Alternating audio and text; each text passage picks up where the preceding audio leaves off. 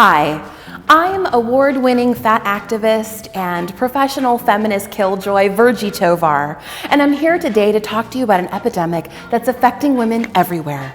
It's called CRFI.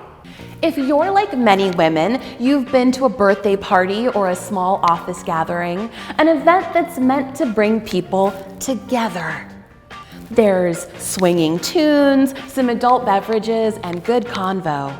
And then it comes time to cut the cake, and someone decides to ruin everything. Oh my God, that slice is huge. That slice is bigger than Beyonce's paycheck. Can you cut me half of that? A cake-related fatphobic incident, or CRFI, is that moment when it's time to eat delicious cake and it's interrupted by a moralizing impulse. Inevitably, there's always someone at the party who has to declare publicly that their slice is too large, and that the person who's cutting the cake, almost invariably a woman, must do some disproportionate amount of labor in order to accommodate their need to feel superior. Let's take a look. Can you do a little bit, can you scrape all the frosting off and cut it in half and give me 2 forks, because I'm sharing. Small, a little bit more, tiny, no, less than what you're smaller, please. Could you just cut my piece into 12 equal symmetrical little pieces and put each one into a tiny little Tupperware so that I can have a bite for each month of 2018? Thanks. Smaller. Let's take a step back and view what's happening through a critical feminist lens. CRFIs typically happen in environments where there are primarily or exclusively women. Women are disproportionately negatively affected by diet culture because diet culture maps onto sexism. Like many parts of diet culture, there is a significant performance component. You have to show others that you are being good.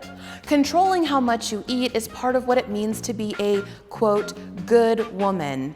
This kind of behavior is a way for people to keep other people in check through food moralizing, surveillance, and policing. These are the mechanisms that are at the core of diet culture and weight control.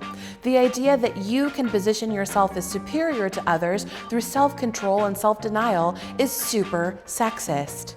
CRFIs have a history of creating a hierarchy among women and ultimately in maintaining misogynist expectations.